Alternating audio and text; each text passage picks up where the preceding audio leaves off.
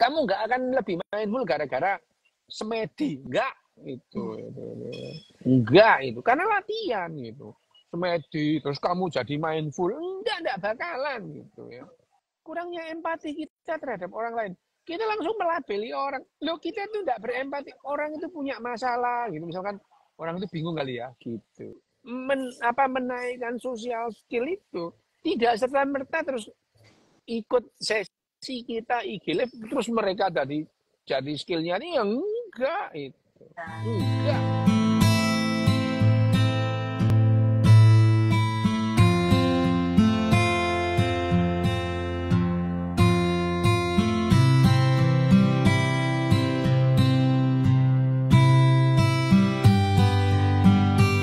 Oke, selamat malam, salam sehat, salam bahagia, salam sejahtera. Sebelumnya, ini kalau agak ada suara-suara aneh ini karena di tempat acara di restoran gitu ya, di tempat makan-makan. Jadi ada sayup-sayup tak sampai, ada suara musik lah, apalah, abaikan saja, ya abaikan saja. Nah ini emang judulnya acaramu kali ini agak provokatif gitu ya. Sen kiri belok kanan atau sen kanan belok kiri gitu ya. Kalau alasan ilmiahnya nggak ada sih itu. Ya. Straight saya langsung straight to the point ya. Itu bahwa yang namanya perempuan itu sen kiri belok kanan, bahwa itu tipikal dari perempuan, stereotip itu labeling gitu ya. Nggak ada gitu ya. Karena gini deh ya itu. Kan kalau kita berbicara ini perempuan ini perempuan ini kelakuannya kayak gini. Ya kalau dari 100 perempuan 50 orang seperti itu, nah itu adalah memang rata-rata sifat perempuan seperti itu. Tapi kalau kita melihat ada 1000 pengemudi perempuan yang melakukan itu hanya orang-orang tertentu dan di daerah tertentu gitu ya. Ya, gitu. Kita tidak akan melihat itu kejadian itu di negara-negara misalnya Belanda, Jerman gitu ya. Itu pengemudi perempuan tidak akan melakukan hal yang seperti itu. Terus kemudian dibandingkan laki-laki, emang laki-laki nggak begitu gitu. Padahal kalau kita mau berbicara tentang kebingungan kanan kiri gitu ya, atau orang-orang disleksia gitu, kebanyakan pada laki-laki. Meskipun orang perempuan itu ada. Dulu itu ada mitos bahwa yang namanya disleksia itu hanya terjadi pada laki-laki. Gitu ya. Terjadi pada anak laki-laki. Gitu ya. Sebetulnya pada anak perempuan juga ada disleksia gitu ya, pada perempuan. Laki-laki memang lebih banyak. Perempuan juga ada. Tetapi di sekolah-sekolah itu pada anak-anak itu pada umumnya perempuan itu tidak menonjol, tidak tampak, tidak menarik perhatian gitu ya. Laki-laki itu menarik perhatian gurunya gitu. Sementara perempuan lebih cenderung diam gitu. Sehingga anak-anak itu dinotis atau dinotifikasi oleh gurunya bahwa yang mengalami disleksia itu adalah anak laki-laki, padahal tidak, anak perempuan pun bisa mengalami disleksia. Nah, kalau kita berbicara kebingungan kanan kiri, ya most likely hampir itu adalah masalah disleksia. Nah, padahal ini perempuan itu lebih detail tentang hal-hal kanan kiri gitu ya. Ya. Bagi laki-laki nggak penting sih kanan kiri itu. Iya, ya. Bagi laki-laki itu nggak penting. Bagi laki-laki itu penting adalah utara, selatan, barat, itu lebih penting gitu ya. Karena tugas laki-laki, manusia laki-laki dalam waktu ratusan ribu tahun itu adalah navigasi jarak jauh. Sementara perempuan navigasi jarak dekat. Sehingga itu alasannya kenapa perempuan lebih sedikit yang mengalami disleksia. Ada. Perempuan disleksia itu ada. tapi sedikit gitu ya, sedikit. Jauh lebih banyak laki-laki yang mengalami disleksia. Nah, pada kasus ini yang tadi yang kamu bilang bahwa perempuan itu kalau apa namanya mengemudi motor, terutama motor atau mobil itu sen kiri belok kanan gitu. Ya itu. Penjelasannya yang sederhana cuma satu sih itu. Orang itu kurang latihan gitu. Kurang latihan, kurang jam terbang nyetirnya gitu. Kalau orang itu nyetir lama itu ya nggak bakalan melakukan hal itu. Gitu. Nggak bakal melakukan itu. Sama lah itu. Kalau misalkan semua orang nggak kurang latihan gitu, kurang latihan bulu tangkis, kurang main pingpong atau apa, dia akan kesulitan menentukan apa yang dilakukan gitu ya, susah itu. Nah itu adalah penjelasan kenapa yang namanya tadi itu apa namanya sen kiri belok kanan. Satu-satunya alasan yang masuk akal ya tadi dia kurang jam terbang aja itu. Kurang banyak mengemudinya. Sementara misalkan, lu kan terjadi pada perempuan loh. Penjelasannya adalah laki-laki lebih banyak nyetir. Bayangin di Jakarta itu. Rumahnya di apa di Cibubur gitu ya. Terus tempat kerjanya di Pluit gitu. Bayangin aja itu ya. Jadi sehari itu dia bisa mengendarai motor itu bisa 4 jam sehari, bahkan 5 jam atau 6 jam. Pada orang-orang yang menghabiskan waktunya lebih banyak di sadel sepeda motor, dia megang motor, ya terus kemudian dia menyalakan klakson sen kanan kiri, lebih banyak kemungkinannya dia akan lebih sedikit mengalami kesalahan atau yang namanya disorientasi tadi. Yang terjadi kan pada ibu-ibu belanja, ya. Yang belanja, yang belum tentu sehari sekali dia itu ke pasar atau ke apa namanya swalayan kira-kira 300 meter gitu. Mualesnya 300 meter yuk pakai motor gitu ya. Ya enggak gelem laku gitu. Itu pun juga tipikal gitu ya. Tipikal orang Indonesia itu malas jalan. Gitu. Tapi malasnya jalan orang Indonesia itu masuk akal sih gitu. Masuk akal dalam apa? Mambu kenal pot. Oh iya benar. Wow, itu. Ya, Asap. sebentar aja. Bukan perkara panasnya. Itu. Asap. Iya, negara tetangga kita Singapura, Malaysia itu juga sama panasnya. Tapi jalan nggak apa-apa itu. Tapi coba kamu jalan sebentar aja. Wah, kerudungmu itu sudah bau asap gitu. Bau solar. Jadi alasannya orang Indonesia itu tidak mau jalan lebih banyak karena tadi itu apa polusinya itu. Nah, tetapi kalau kemudian misalnya ibu-ibu ini nyetir lebih panjang, lebih banyak itu ya. Lebih banyak memegang setir atau di belakang kemudi itu. Akan kecil kemungkinannya dia akan salah melakukan itu. Ya. Karena mencet yang namanya apa namanya geser yang namanya sen itu lampu sen itu kan navigasi jarak dekat gitu. Kanan kiri dan sangat kecil kemungkinannya perempuan itu lebih bingung kanan kiri ketimbang laki-laki. Kalau sebaliknya iya gitu. Karena kemungkinan laki-laki bingung kanan kiri itu lebih besar daripada perempuan gitu. Jadi nyalain sen kanan belok kiri belok kanan menandakan satu hal, orang ini enggak terampil nyetir gitu. Orang ini enggak terampil mengemudi itu. Kenapa enggak terampil? Lah kurang jamnya itu. Karena ibu-ibu itu kalau naik motor ya cuman mau beli bawang gitu ya. Tuku brambang gitu ya. Tuku pon tuku bumbu wongkul nang pasar gitu. Ya, kan jarang mak-mak touring mana ada gitu. Enggak ada gitu. Kalau ada ya ada iya, tapi kalau dia melakukan touring, dia tidak akan melakukan itu. Gitu ya. Kalau ada mbak-mbak yang hobi touring itu, pasti dia tidak akan melakukan kesalahan sen kiri belok kanan. Bahkan dia udah terlatih. Ada di depan ada lubang kakinya jalan, ada orang nyebrang terus kakinya seperti apa, tangannya seperti apa. Itu dilakukan karena dengan latihan gitu.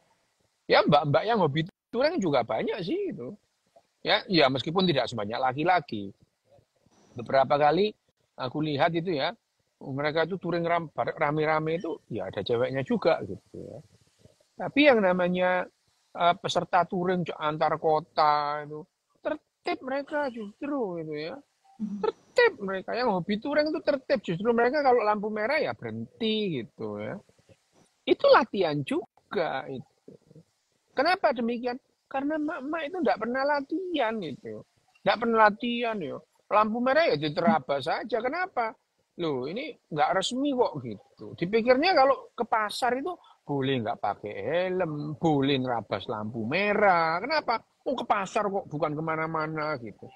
Ini pun karena itu hanya terjadi di Indonesia kok. Kamu dan meskipun mama ya di Belanda nggak akan melakukan itu, nggak akan melakukan itu. Jadi yang namanya apa namanya sen kiri belok kanan atau sen kanan belok kiri itu labeling yang diberikan gitu. Lah cowok lebih ugal-ugalan lagi gitu dari sekedar sen kiri belok kanan itu. Ya, wah lebih ugal-ugalan. Cobalah kamu lihat itu jalanan di Jakarta, ugal-ugalan. Coba, lebih banyak cewek apa cowok? Lebih banyak cowok lah gitu ya. Secara kasar aja ya, kita bilang, kamu merem aja ya, pengemudi ojol itu ya, 90% laki-laki gitu ya. Ya. Wah, enggak tertib sama sekali. Enggak tertib sama sekali. Lampu merah diterabas gitu ya. Terus kemudian nggak boleh belok kiri, nggak boleh belok kanan, diterabas gitu ya. Busway diulangi gitu. Nah sekarang pertanyaannya itu apa bedanya dengan perempuan nyalain sen kanan terus beloknya kiri gitu. Mereka tidak pernah latihan mentaati rambu gitu ya. Mereka nggak kenal bahwa yang I will follow direction quickly. Nggak kenal dia. Gitu. Jadi ini adalah persoalan latihan itu. Persoalan memahami tanda itu adalah persoalan latihan. Nggak pernah kamu dilatih mengikuti tanda itu. Sementara di negara-negara yang tertib itu adalah doktrin pertama pada anak-anak. I will follow direction quickly. Saya akan mengikuti petunjuk dengan cepat. Disuruh belok kanan. Bukan lantas belok kanan, malah belok kiri. Terus kemudian ada larangan, dilarang masuk. Iya, nggak bakalan masuk. Meskipun ada ya gerakan mahasiswa yang terus kemudian menyetop orang masuk terus disuruh, nggak ngefek dan gitu. Karena itu latihannya harus dilatih sejak kecil. Dan kalau orang tua pun, mereka harus latihan mentaati. Latihan gitu. Kalau udah latihan, tidak bisa. Jadi, ibu-ibu yang tadi tulisan kanan belok kiri, bukan dia kebingungan. Dia tidak berlatih aja itu. Tidak berlatih. Gitu.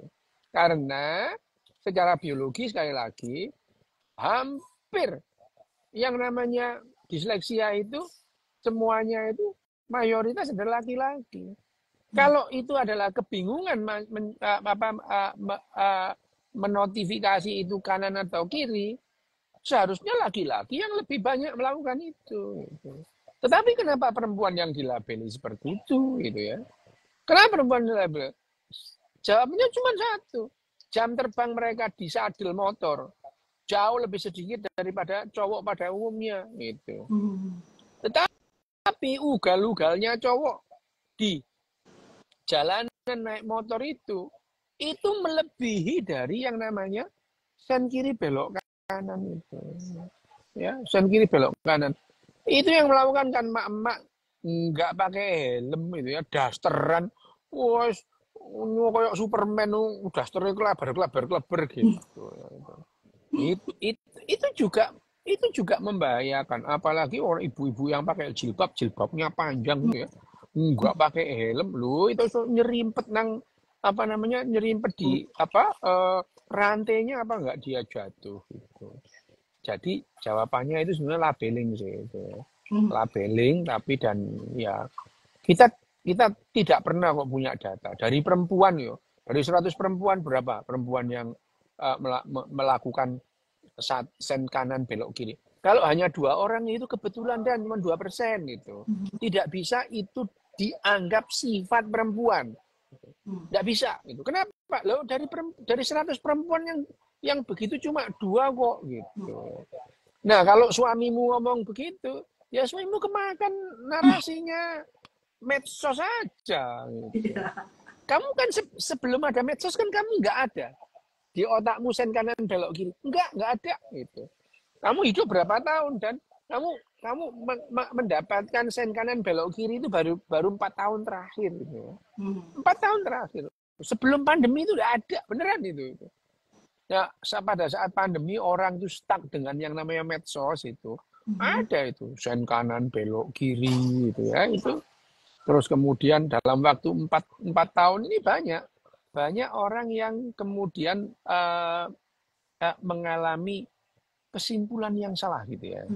Kesimpulan yang salah.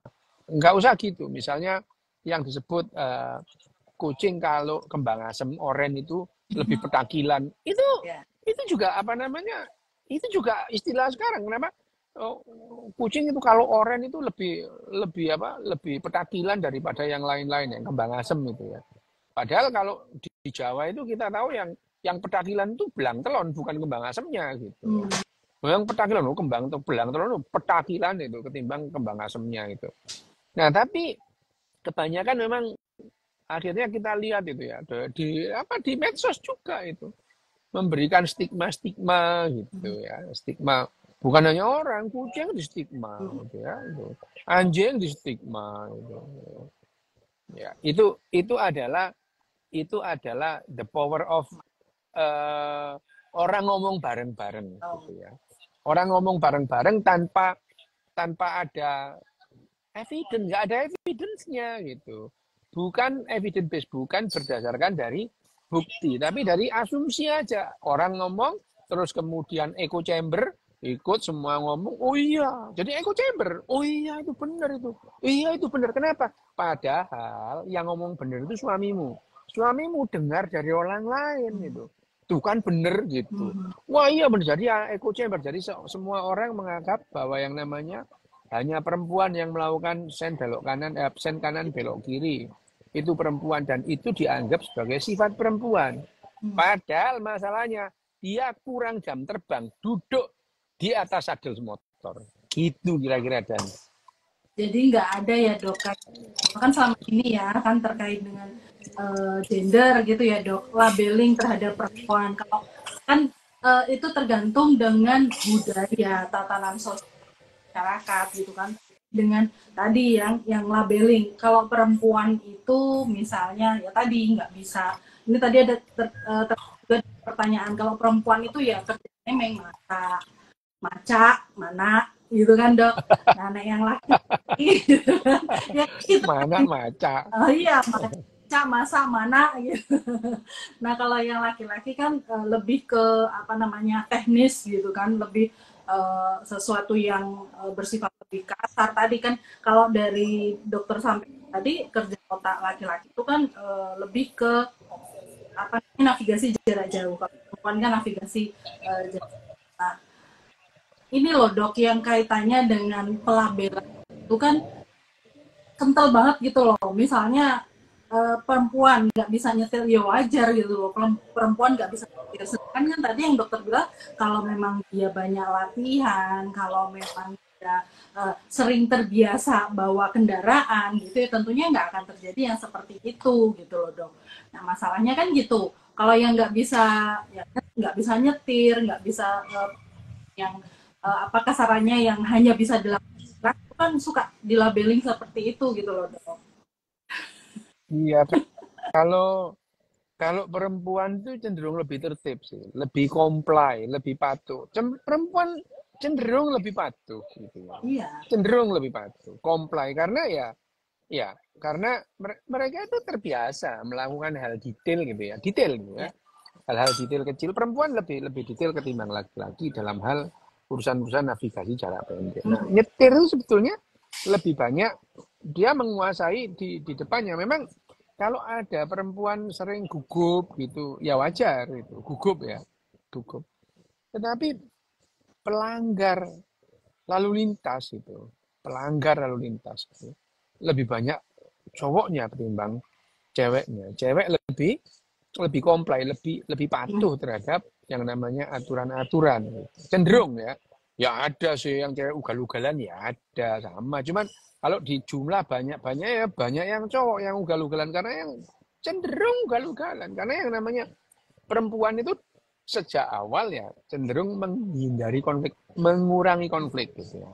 Itu itu sejak anak-anak ini. Jadi kalau kalau apa namanya kalau anak perempuan itu terus kemudian ada satu boneka, mereka cenderung mencari jalan keluar gimana gantian memegang boneka gitu. Tapi kalau ada 6 anak cowok, ada satu mobilan, mereka cenderung berantem gitu. Cenderung berantem. Loh, ya itu memang secara evolusioner itu ya memang dibuat apa namanya didrive oleh alam semesta seperti itu ya. Hanya saja sekarang kalau kita berbicara mengenai driving atau mengemudi gitu. Ya di negara Indonesia itu untuk lulus SIM itu berat memang. Kalau lulus ujian SIM itu berat. Bahkan Pak Kapolri aja bilang orang yang lulus ujian SIM itu bisa jadi pemain sirkus gitu ya. Ya itu. Iya itu ya. Beneran loh ya dia ikut ujian, tes tulis sama tes praktek gitu. Kalau dia bisa lulus, ini beneran itu. Yang ujian SIM di Indonesia itu adalah bisa main sirkus. Jadi akhirnya cari jalan belakang. Tapi ya yang namanya di desa, terus kemudian di tempat-tempat yang tadi ibu-ibu yang mana ke pasar, ke swalayan itu. Kemungkinan besar mereka nggak punya SIM kok. Gitu. Kenapa? Orang kan nggak jauh-jauh, cuman ke pasar. Lu ya dipikirnya ke pasar dari rumah itu boleh nggak pakai SIM itu ya. Nah hal ini sebetulnya itu bukan sederhana sih Dan. Ini adalah perilaku massa gitu, perilaku sosial. Gitu. Jadi ini ada hubungannya dengan yang namanya yang disebut adalah social skill gitu. Social skill gitu. Keterampilan sosial orang Indonesia itu jeleknya bukan main itu. Ya, jeleknya bukan main. Ini adalah dalam apa namanya? Dalam kerangka yang namanya kecerdasan emosi. Kecerdasan emosi salah satunya adalah social skill gitu. Social skillnya orang Indonesia itu buruk itu. Contohnya loh, yang namanya apa namanya tidak mentaati rambu lalu lintas itu social skillnya jelek gitu. Ya, hanya untuk sekedar mentaati bahwa lampu merah berhenti, lampu hijau boleh jalan. Itu memerlukan yang namanya keterampilan sosial gitu. Karena itu urusan sosial itu. Bukan lantas kalau aku lampu merah, aku jalan itu berdosa. Bukan itu. Itu membahayakan kamu dan membahayakan orang lain. Keterampilan sosialnya rendah itu. Nah, yang terjadi sebetulnya kenapa kanan belok kiri terus kemudian apa namanya nggak pakai helm ya pakai daster yang penting kepalanya ditutup nek kudung pakai daster terus dia jalan sebelah kanan kenapa karena rumahnya di kanan jalan dan swalayan di kanan jalan Nerabas. loh iya itu adalah karena komplek dia tidak taat dengan yang namanya aturan dia tidak pernah diajari ngikuti yang namanya rambu itu aja sih Dan. Jadi kalau kita berbicara mengenai apa namanya akar masalahnya karena kita tidak cerdas secara emosi. Dipikirnya itu tidak penting gitu. Yang penting adalah kalau ada orang nggak sembahyang aku ngingetin loh ya itu ini adalah persoalan itu. Loh itu berkaitan. Jangan dibilang oh itu urusan berbeda. Enggak, itu berkaitan gitu ya. Ada korelasinya itu. Ada korelasinya. Kenapa? karena yang namanya komplain atau apa namanya ketaatan berkendara, gitu. Ketaatan berkendara di lalu lintas itu berbanding lurus dengan yang namanya social skill tadi itu. Keterampilan sosial berbanding lurus itu. Kamu tidak akan melihat kejadian-kejadian seperti itu di komunitas-komunitas yang sosial skillnya tinggi gitu ya. Nggak pernah gitu. Mau nyabrang disuruh nyabrang di traffic light itu nggak bisa kok itu. Nggak bisa itu.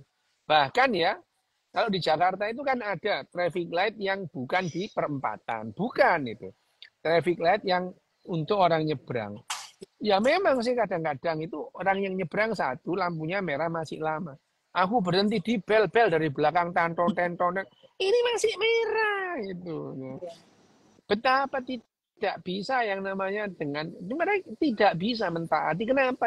Ya memang malah kayak aku yang salah. Aku berhenti di lampu merah gitu. Diteriaki, woi maju loh. Gimana? Loh, kok kayak aku sing salah tadi ini gitu. Kayak aku yang salah gitu. Ini adalah masalah sosial skill. Jadi yang namanya penjelasan ilmiahnya sederhana itu bahwa mereka itu tidak terampil, kurang latihan itu. Tapi the most of all, lebih dari itu ya, itu karena keterampilan sosial kita itu jelek banget gitu. Kita itu tidak bisa memahami bahwa ketidaktaatan kita di lalu lintas itu itu membahayakan orang lain itu. Ya, membahayakan orang lain. Sekedar misalkan rumahnya di sebelah barat jalan. Terus kemudian yang namanya swalayan itu jaraknya 200 meter dari rumahnya, ya. Loh, jalan sebelah kanan dia itu. Ngurung cuma cedek kok loh. Ini adalah betapa tidak komplain terhadap hal-hal yang seperti ini tuh rendah banget gitu. Ya itu yang menimbulkan itu. Jadi akhirnya mengambil kesimpulan pun salah itu. Ya itu.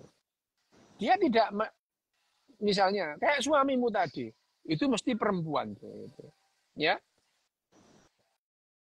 Kalau suamimu aware, dia akan ini memang kita itu tidak tertib lalu lintas ini. Alih-alih menyalahkan gender gitu. Ya, itu iya gitu. Kalau kamu terampil secara sosial, ya, terus kamu itu punya empati, gitu ya, terus kemudian kamu punya awareness yang lumayan, gitu ya, lumayan aja. Gitu. Kamu tidak akan menyalahkan gender kok dalam hal ini, ya. Gampang memberi label kepada orang lain, gitu. Itu adalah kurangnya empati kita terhadap orang lain. Kita langsung melabeli orang. Loh, kita itu tidak berempati. Orang itu punya masalah gitu. Misalkan orang itu bingung kali ya, gitu ya.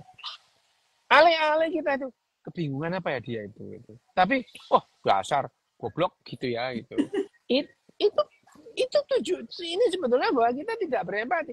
Kalau kita punya empati pada saat orang dia kan dia mengalami masalah apa gitu. Misalnya ini kalau di Jepang itu kamu di macet-macet itu, terus kamu menyalakan lampu sen kanan gitu. Yang di belakang itu langsung ngasih jalan. Kenapa? Orang ini salah jalan. Kasih itu. Ya. Bukannya lantas kita belok kanan pelan-pelan.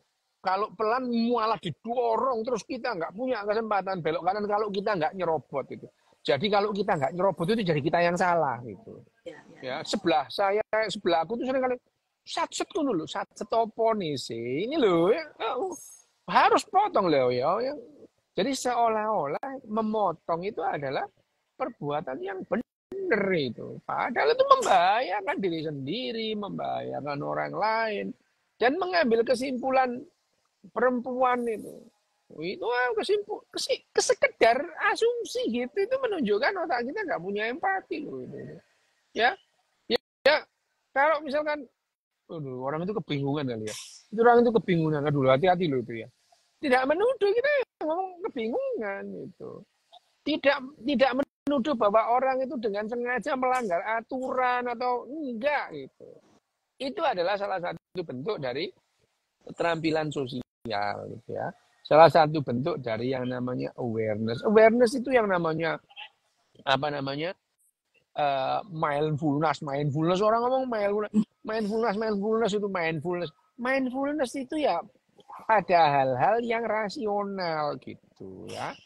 Apa kamu mindfulness itu terus kamu kalau kamu makan itu terus mbok hitung itu kamu berapa kali kecapan, iya tak? Kan enggak itu.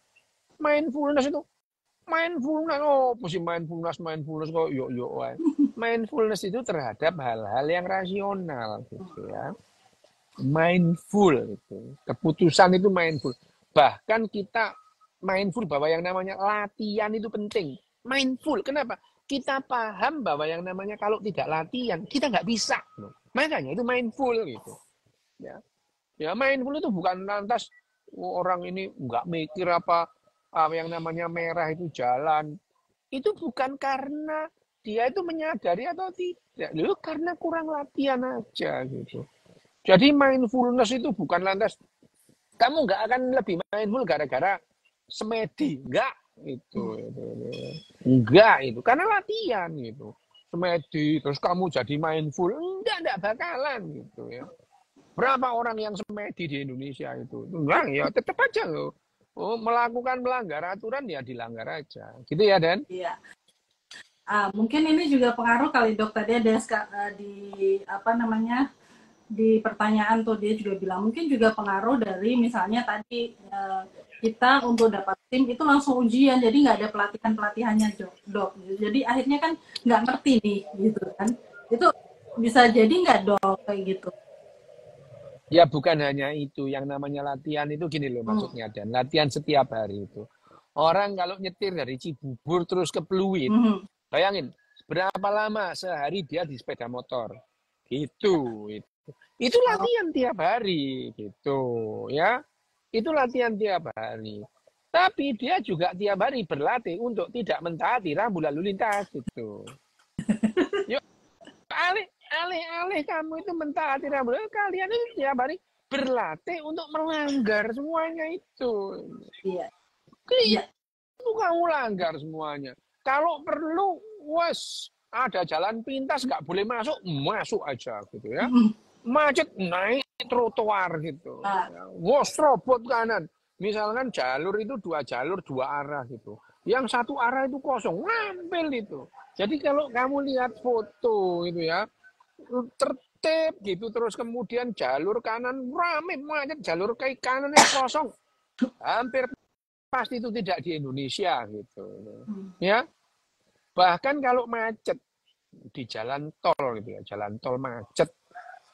Jalan tol di Jerman itu macet gitu. Mereka itu split 2 gitu, kanan dan kiri.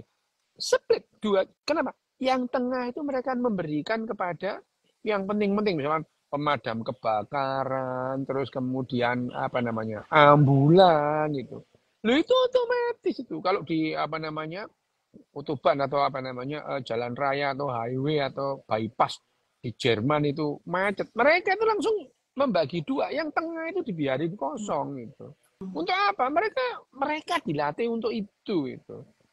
Lah, di tempatnya nggak dilatih, ya nggak bisa sih, Dan memang nggak bisa gitu. Ya, itu. Jadi ini omongan kita malah melebar kemana-mana, tapi ya nggak apa-apa. Memang tujuannya itu ya, karena yang namanya sekedar tadi itu kiri belok kanan tadi itu adalah dia kurang berlatih gitu.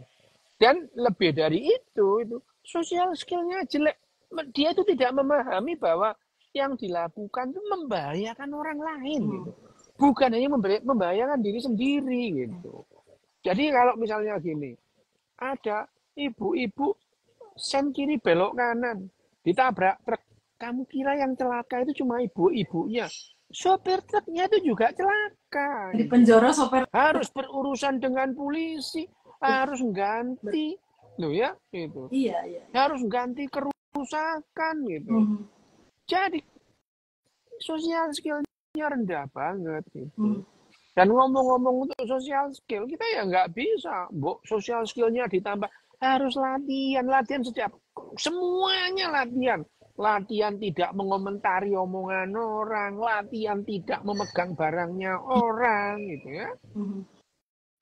Latihan antri, loh ya gitu. Itu semua ya perlu latihan, sekedar ya, sekedar kamu tidak jalan di sebelah kanan, itu latihannya tidak sederhana. Latihan tidak memegang barangnya orang lain sehingga kamu itu memahami bahwa yang hak-haknya orang lain itu kamu ambil. Haknya ini adalah haknya yang dari jalan sebelah sana. Gitu. Loh, itu latihannya adalah tidak memegang barangnya orang lain. Sehingga ya ada handphone, ada iPad ketinggalan ya nggak dipegang. Ada dompet ngeletak ya nggak dipegang. Bukan lantas ini rezeki anak soleh gitu. Ya enggak. Itu berkaitan kan ya. Iya. Udah gitu kalau apa namanya Dok, misalnya tadi ya yang dia melanggar, terus ditilang ngamuk-ngamuk meneh gitu kan. Loh, itu kan berarti bagian dari keterampilan sosialnya jelek dia gitu. Ya. Nggak sosial skillnya jelek banget. Sosial skillnya jelek banget. Tapi menaikkan sosial skill itu tidak serta-merta terus ikut sesi kita IG Live terus mereka jadi skillnya ini ya enggak itu. Enggak itu. Enggak itu. Dilatih bahwa tidak ngurusi urusan orang lain, yang diurusi urusan-urusan publik gitu ya. Itu pun latihannya ya tadi dengan latihan buang sampah di tempatnya itu. Kenapa? Anak dari kecil itu, dari anak bayi yang sudah mulai belajar jalan itu disuruh buang popoknya di tempat sampah. Gitu. Sekedar buang di tempat sampah gitu nggak bisa karena apa? Lah ya karena nggak latihan. Gitu. Latihan. Orang tua pun latihan. Latihan buang sampah di tempatnya gitu. Bukan harus kalau nggak ada orang malah dibuang itu ya. Nah itu namanya tidak mindful gitu ya. Nggak mindful dia. Dia tidak memahami bahwa itu akan membuat kebiasaan dia tetap menjadi kebiasaan-kebiasaan yang tidak produktif, kebiasaan-kebiasaan yang tidak menurunkan entropi gitu. Ya. Yang namanya latihan tadi itu pada dasarnya kan menurunkan entropi. Jadi yang namanya tidak acak-acakan, tidak semrawut, antri, jadi tidak sepating sliver. Pada dasarnya itu adalah menurunkan entropi. Nah, pada dasarnya memang yang namanya social skill atau yang namanya social intelligence yang berdasar pada emotional intelligence itu tujuannya adalah menurunkan entropi. Entropi mana? Makin luas entropinya, makin membutuhkan social skill, makin membutuhkan social intelligence, makin membutuhkan emotional intelligence gitu. Tapi ngomong-ngomong ya manusia memang nggak harus cerdas secara kok nggak cerdas juga nggak apa-apa itu kecoa nggak cerdas juga hidup gitu. Kamu lihat pernah kecoa baris kan nggak ada gitu. Semrawut itu. Wah, entropinya gerombolan kecoa itu wah lah mereka ya. Nggak ada. Oh, kecoa baris mana ada gitu. Tapi manusia bisa dilatih baris itu supaya entropinya turun. Nah, di lalu lintas juga gitu. Kalau semua orang comply, semua orang latihan untuk mentaati rambu lalu lintas, entropinya turun. Kamu tidak melihat semrawut di di perempatan itu. Wah, dari sana, dari sini. Padahal yang lain-lain itu kosong. Sehingga tidak mindful, tidak menyadari bahwa kalau kamu nyerobot, alih-alih membuat itu makin lancar, itu makin lama. Gitu. Ya. Latihan antri itu nggak pakai pengetahuan, tapi setelah antri terus diberi simulasi. Ini lihat ya, nih stadion yang isinya 100.000 orang. Nih kalau udah antri, ini mengosongi stadion perlu waktu 2 jam tuh udah antri. Kruwel.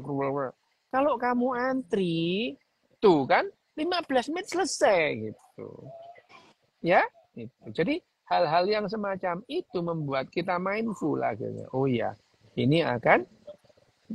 Tapi mindfulness itu juga latihan gitu. Nggak bisa, kamu itu mbok mindful. Lo nggak bisa, itu harus latihan gitu. Latihannya itu tidak sederhana. Latihannya ya tadi, mau gitu ya. Meskipun tekniknya itu sederhana teknisnya. Mindful apa gitu ya. Itu tadi. Apa meningkatkan empati gitu ya.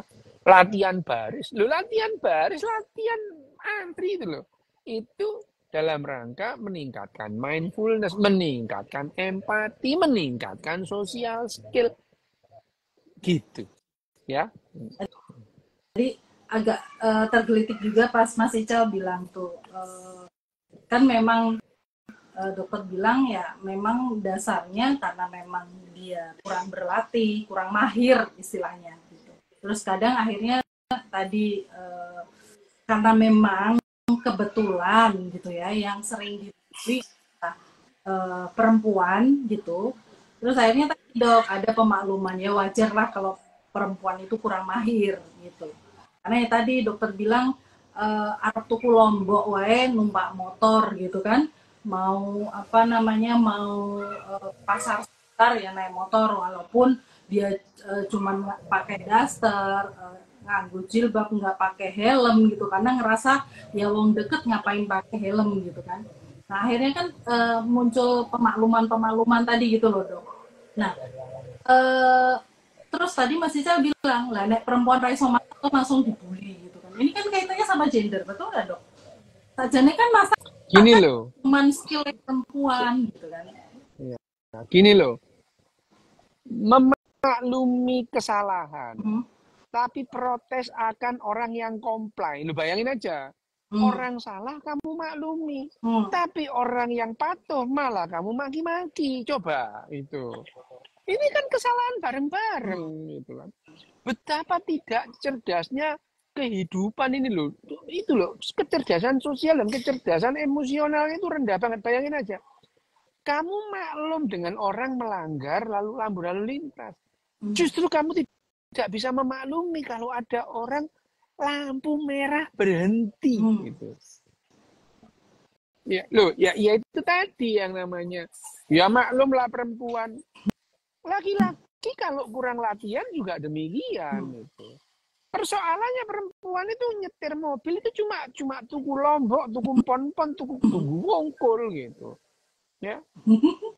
Kalau misalnya itu pada pengemudi misalnya ojek online itu perempuannya canggih cerdas loh. Beberapa kali aku pesan itu yang nganter itu driver perempuan itu. Driver perempuan. Dan pada umumnya driver perempuan yang ngurusi yang namanya kurir itu dia lebih detail, lebih detail, lebih teliti gitu ya. Tentang hal-hal detail itu. Dia lebih teliti gitu. Ya, jadi sebetulnya ini kalau soal mengemudi dengan jumlah jam yang sama, kayaknya perempuan itu lebih unggul seharusnya gitu ya. Ya. Ini hanya gara-gara ya itu tadi. Orang dia sehari nggak sampai setengah jam itu. 10 menit ke sana, 10 menit balik harus ditaruh gitu. Ya, kalau jauh sedikit nyuruh anaknya yang cowok lah, nyuruh suaminya lah. Waduh gitu ya. Waduh, wow. Tidak mau dia. Tapi kalau ke pasar, ke swalayan, dianggapnya dia juga orang laki-laki juga cedek ayo kok gitu ya. Budal dewe nyengklak sepeda motor, enggak helm, dasteran, sandal jepit. Wes melaku sak karepe lah. Ini yang membuat. Jadi akhirnya yang terjadi adalah permakluman kepada kesemrawutan. Kesemrawutan itu. Keteraturan malah kamu tidak memaklumi itu. Jadi permakluman loh. Semrawut kok dimaklumi dulu itu ya. Ya kalau aku sih nggak maklum itu. Kalau aku nggak pernah maklum terhadap begitu. Ya bahwa orang Indonesia iya memang begitu. Tapi aku nggak pernah maklum itu. Loh, ini yang membuat kita entropia. Kalau kita memaklumi ya kita tidak akan punya keinginan bahwa yang namanya kita terus kemudian menjadi lebih cerdas secara sosial gitu. Dalam artian bahwa kita sekarang ini ngomong ini tiap hari, gedua bos berminggu, dalam rangka mungkin lah 1 atau 2 di antara kalian ada yang mau latihan gitu. Ya. Bahwa kita ngomong di sini itu menunjukkan bahwa kita tidak pernah maklum lah dengan demikian hal-hal yang demikian. Lu nggak pernah maklum aku gitu. Ya. Nggak pernah setuju dengan hal-hal yang semacam itu. Ini ya Dan. Iya dok. Ya berarti kalau misalnya nih dok kaitannya dengan tadi misalnya dokter bilang kalau misalnya memang dia lahir kemudian sering pegang kemudi gitu ya dok ya. Bisa jadi kan perempuan itu lebih tertib dibandingkan laki-laki. Dan bisa jadi nggak cenderung. Bilang, oh ya cenderung perempuan itu akhirnya nggak salah peta kan katanya yang paham peta itu laki-laki gitu dok. Katanya kan seperti itu. Iya. Nah kalau misalnya dia gimana dok? Sebetulnya nyetir itu kan nggak perlu peta. Iya tapi setidaknya kan ngerti. Iya kalau sekarang perempuan itu lihat Google Map bingung itu lumrah gitu. Ya, lo bener itu. Tetapi sekarang ini ya Google Map itu kan tidak misalkan Waze itu ya, itu kan bukan peta itu. Itu gambarnya lurus belok kiri, begitu kamu belok kiri lurus ke depan gitu. Kamu cuma disuruh belok kiri dan belok kanan. Masih aja. Itu belok kiri, belok kanan. Sebetulnya yang kamu lihat di Waze, di Google Map itu navigasi jarak pendek. Kamu akan kelihatan bingung melihat peta itu utara selatan. Iya, utara selatan. Loh, kalau kamu buka Waze, itu kan bukan peta itu. Orang ngedirection kamu itu belok kiri, belok kanan. Serong kiri, serong kanan gitu. Begitu kamu belok kiri ke arah timur, bukan lantas jalannya begini, tetap aja jalannya ke depan gini, ya. Jadi sebetulnya dalam hal begini, perempuan jauh lebih gampang memahaminya. Gitu. Ya, itu bukan peta. Google Map yang kemudian jadi apa namanya direction itu bukan peta. Gitu. Ya, Waze itu bukan peta itu. Bukan peta itu. Kalau melihat map diputer iya gitu ya.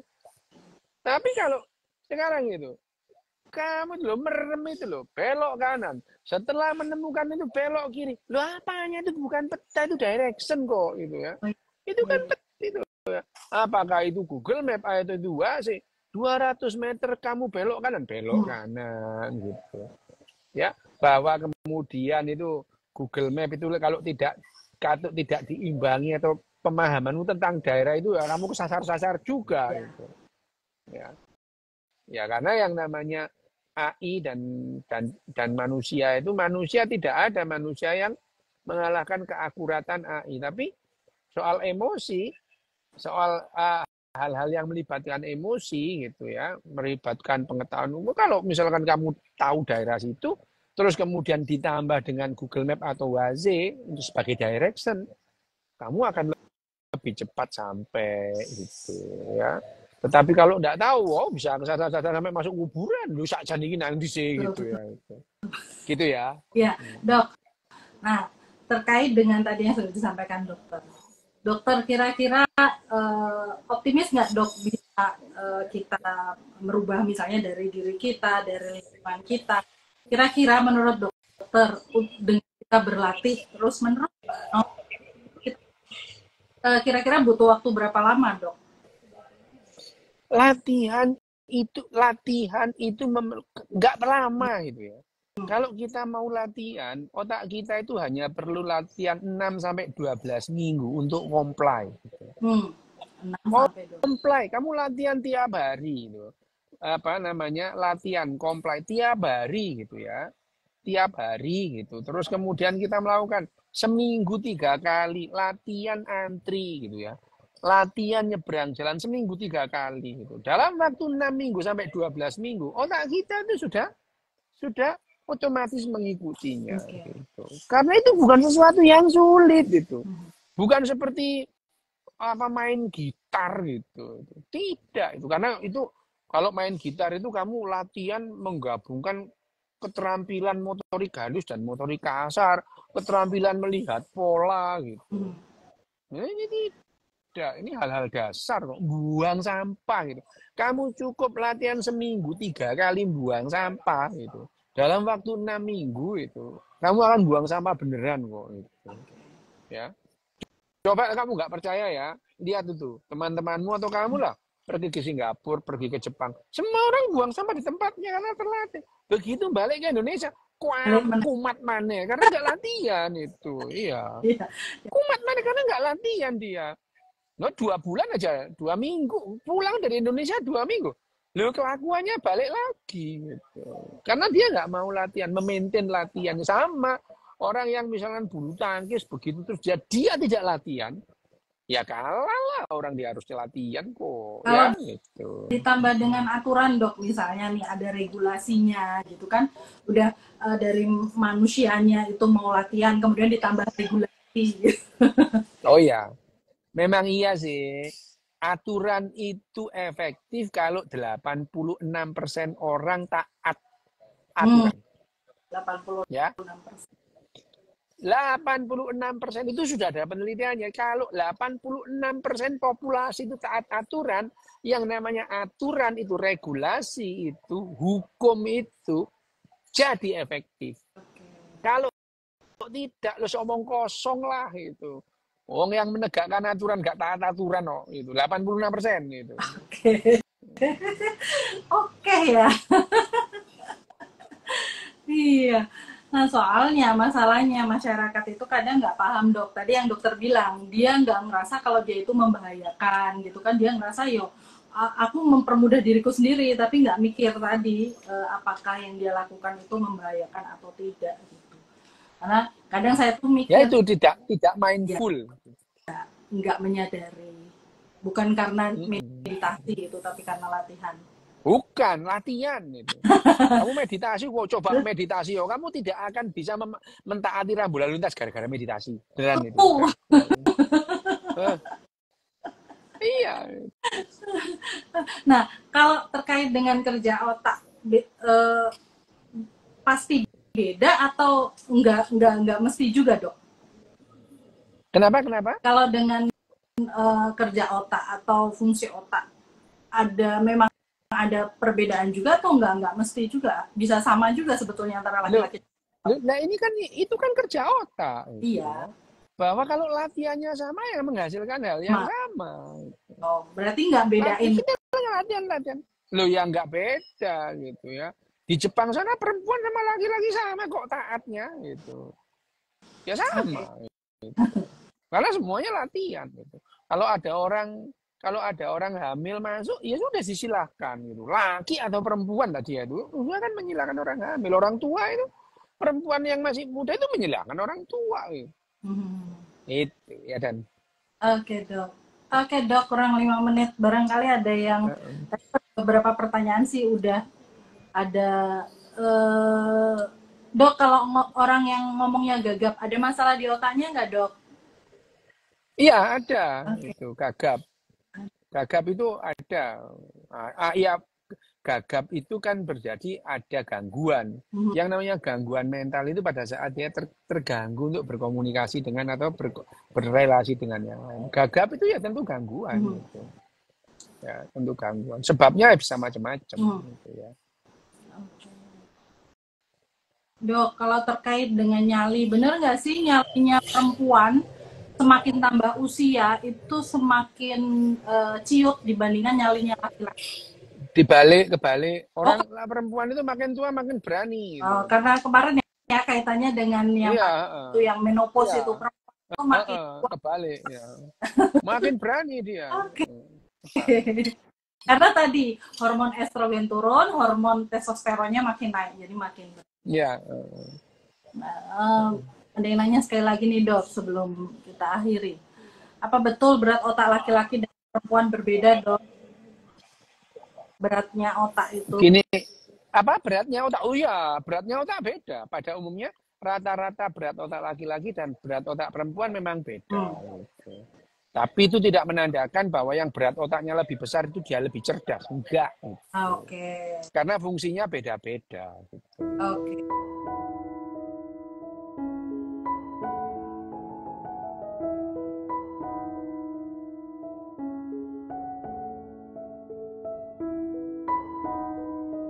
Buku Gans, Germs and Steel karya Jared Diamond bagian 2, Kemunculan dan Penyebaran Produksi Pangan.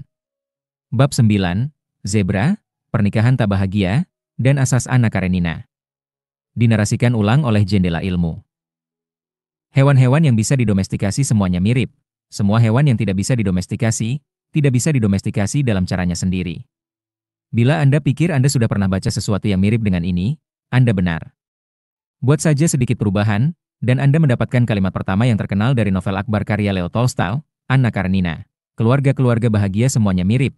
Setiap keluarga yang tidak bahagia dalam caranya sendiri. Dengan kalimat itu, Tolstoy bermaksud mengatakan bahwa, agar bahagia, suatu pernikahan harus berhasil dalam banyak aspek berbeda. Ketertarikan seksual, kesepakatan mengenai uang, disiplin anak, agama, besan dan ipar, serta masalah-masalah vital lain.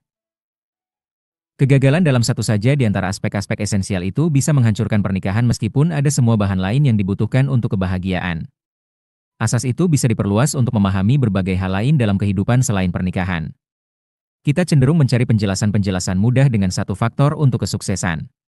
Namun, bagi hal-hal yang lebih penting, sebenarnya agar sukses kita harus menghindari banyak hal berbeda yang dapat menjadi penyebab kegagalan.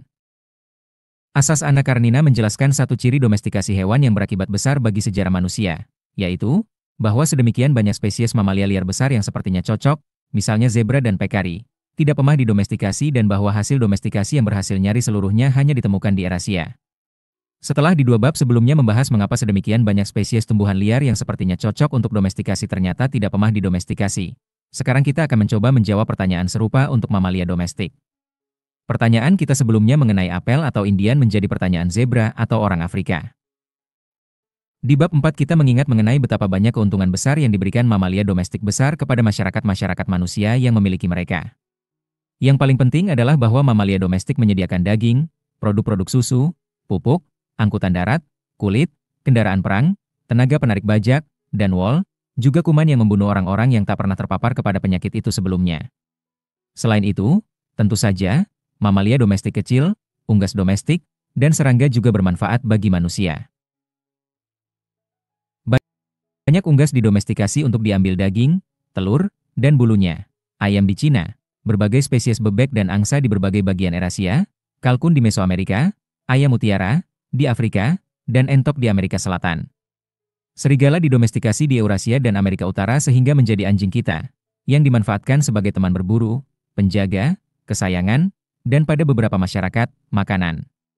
Pengerat dan mamalia-mamalia kecil lain yang didomestikasi sebagai makanan antara lain adalah kelinci di Eropa, guinea pig di Andes, sejenis tikus besar Afrika Barat, dan barangkali sejenis pengerat bernama hutia di Kepulauan Karibia.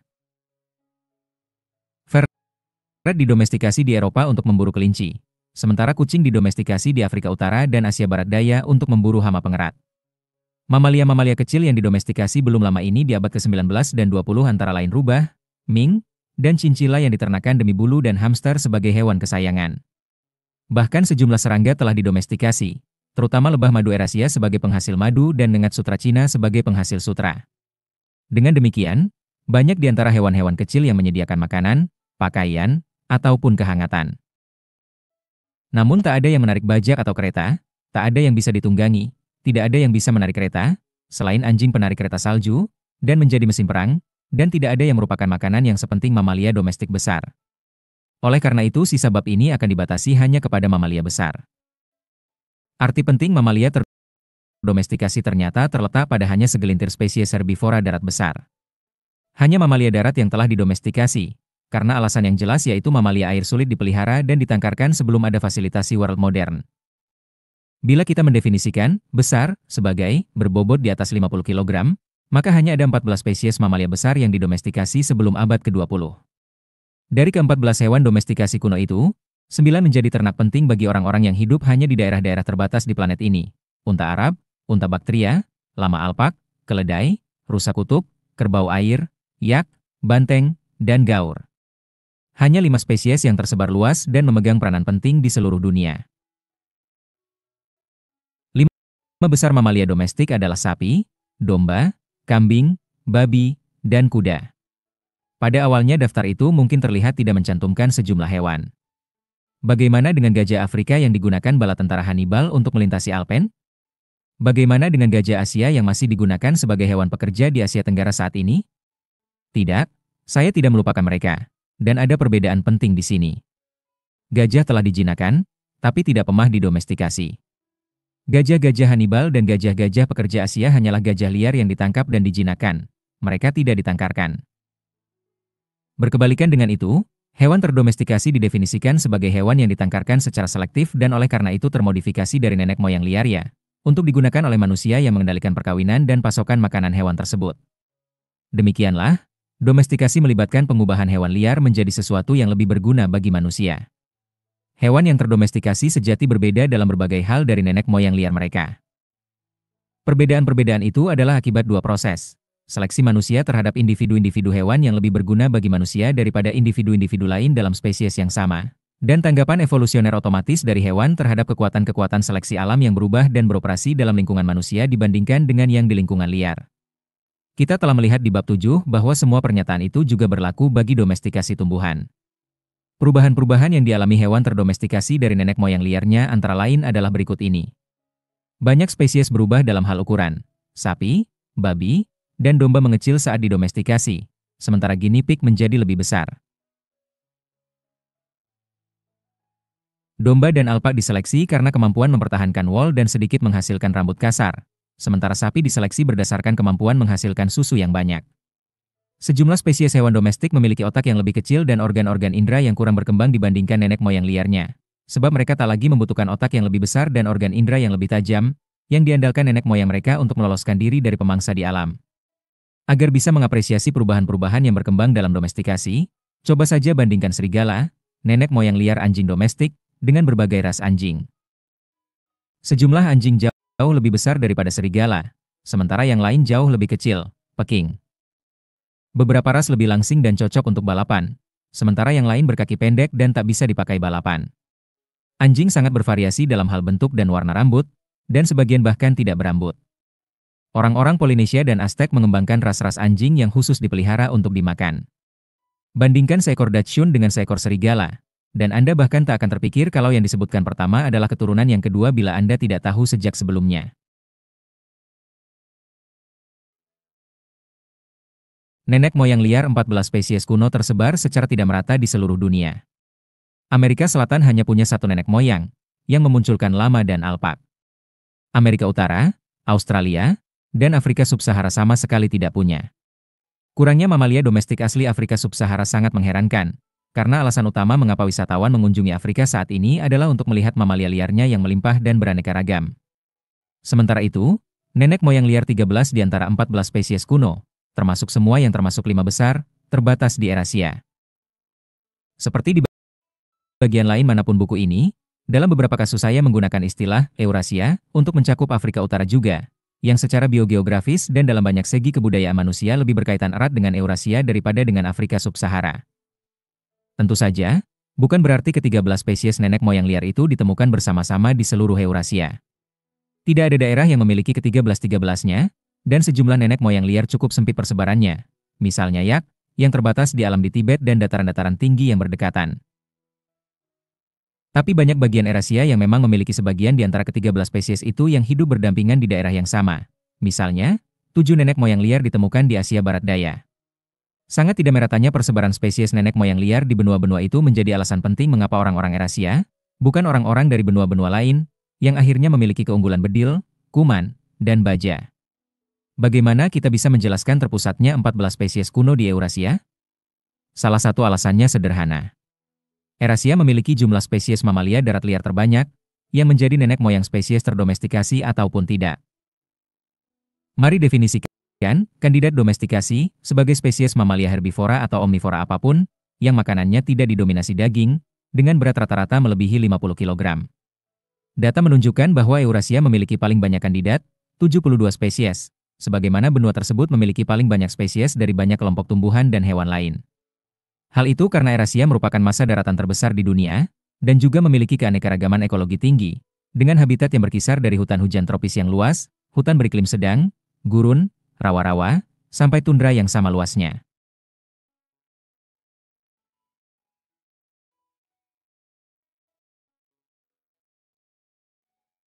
Afrika Subsahara memiliki lebih sedikit kandidat, 51 spesies, seperti juga wilayah itu memiliki lebih sedikit spesies dari sebagian besar kelompok tumbuhan dan hewan lain. Sebab Afrika Subsahara berukuran lebih kecil dan secara ekologis keanekaragamannya kurang dibandingkan Eurasia. Afrika memiliki luas hutan hujan tropis yang lebih kecil daripada Asia Tenggara, dan tidak memiliki habitat beriklim sedang sama sekali di atas garis lintang 37 derajat.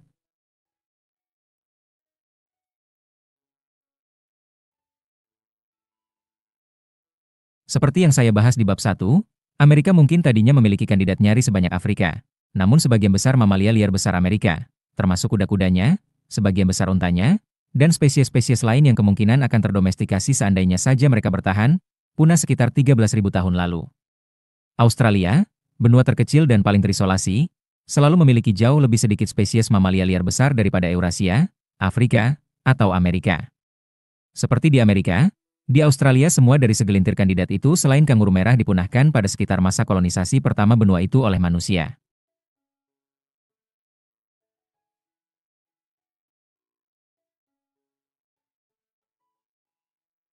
Dengan demikian, sebagian penjelasan mengapa Eurasia merupakan tempat utama domestikasi mamalia besar adalah karena benua tersebut memiliki paling banyak spesies mamalia liar kandidat sedari awal, dan kehilangan paling sedikit kandidat gara-gara kepunahan dalam 40x tahun terakhir. Namun angka-angka dalam data memperingatkan kita bahwa penjelasannya bukan hanya itu.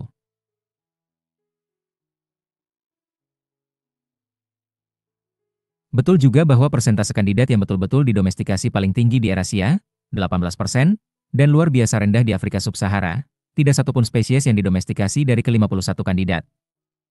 Yang sangat mengejutkan adalah betapa banyaknya spesies mamalia Afrika dan Amerika yang tidak pernah didomestikasi, meskipun mereka memiliki kerabat dekat atau spesies serupa di Eurasia yang didomestikasi.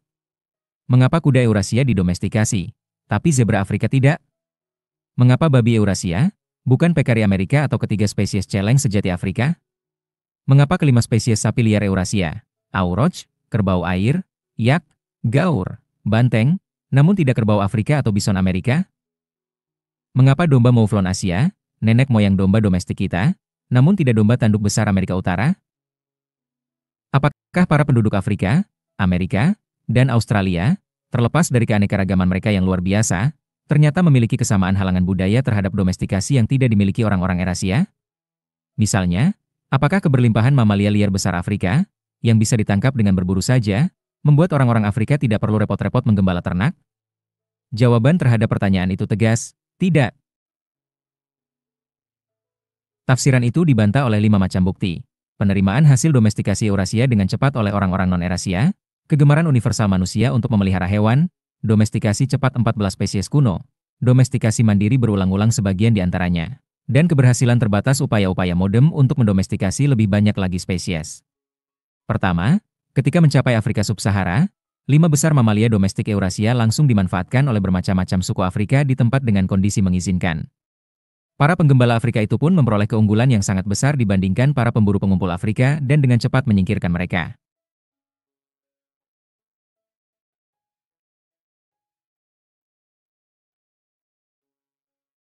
Yang paling menonjol adalah para petani Bantu yang memperoleh sapi dan domba, yang menyebar keluar dari tanah air mereka di Afrika Barat dan dalam waktu singkat mengalahkan suku-suku pemburu pengumpul di sebagian besar wilayah Afrika Subsahara lain.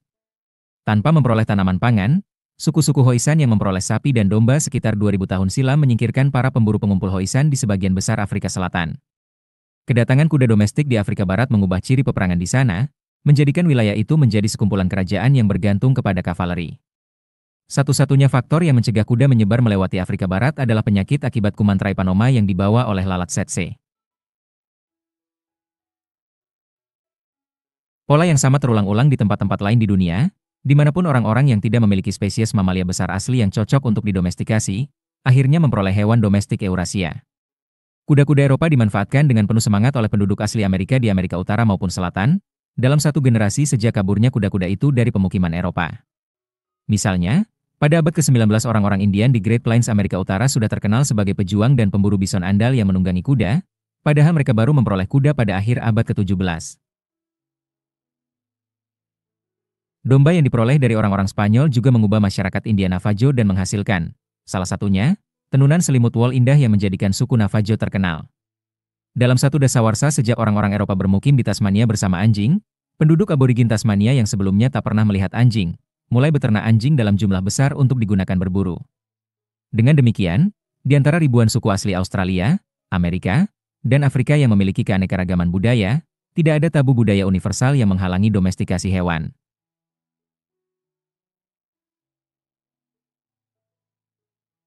Tentunya, seandainya sebagian spesies mamalia liar loka di benua-benua itu bisa didomestikasi, pasti ada saja suku di Australia, Amerika, dan Afrika yang telah mendomestikasi dan memperoleh keunggulan besar dari hewan-hewan itu.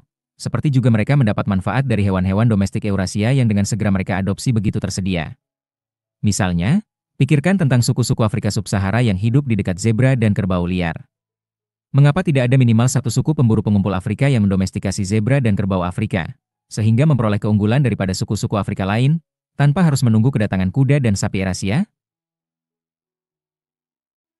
Semua fakta itu menandakan bahwa penjelasan bagi kurangnya domestikasi mamalia asli di luar Eurasia bukanlah akibat kelemahan penduduk lokal, melainkan pada mamalia yang ditemukan di daerah tersebut. Bukti kedua untuk interpretasi yang sama berasal dari hewan kesayangan. Memelihara dan menjinakkan hewan liar sebagai kesayangan merupakan tahap awal domestikasi. Namun binatang kesayangan dilaporkan ada pada semua masyarakat manusia tradisional di semua benua. Dengan demikian, keanekaragaman hewan liar yang dijinakkan jauh lebih besar daripada keanekaragaman yang akhirnya didomestikasi, dan mencakup sejumlah spesies yang tak terpikirkan oleh kita sebagai binatang kesayangan.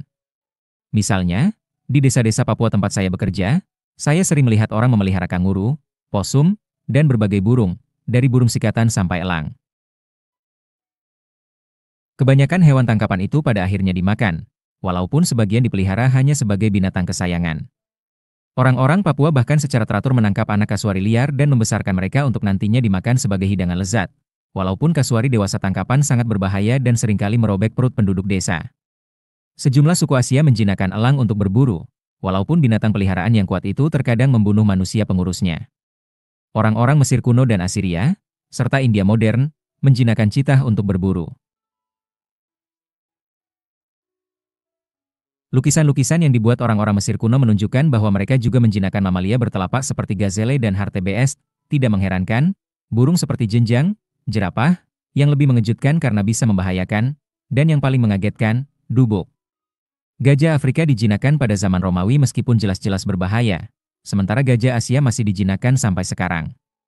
Barangkali hewan peliharaan yang paling mustahil adalah beruang coklat Eropa, spesies yang sama dengan beruang grizzly Amerika, yang orang-orang Ainu di Jepang secara teratur tangkap sewaktu masih anak-anak, jinakan, dan besarkan untuk dibunuh dan dimakan dalam sebuah upacara ritual. Dengan demikian, banyak spesies hewan liar yang mencapai tahap pertama dalam urut-urutan hubungan hewan manusia yang mengarah ke domestikasi. Namun hanya segelintir yang muncul di ujung urut-urutan itu sebagai hewan domestik. Lebih daripada seabad lalu, ilmuwan Britania Francis Galton merangkum kejomplangan itu dengan ringkas. Tampaknya setiap hewan liar pernah punya kesempatan untuk didomestikasi. Segelintir didomestikasi dulu sekali, turun sebagian besar sisanya, yang terkadang hanya memiliki satu kekurangan kecil, ditakdirkan untuk selamanya liar.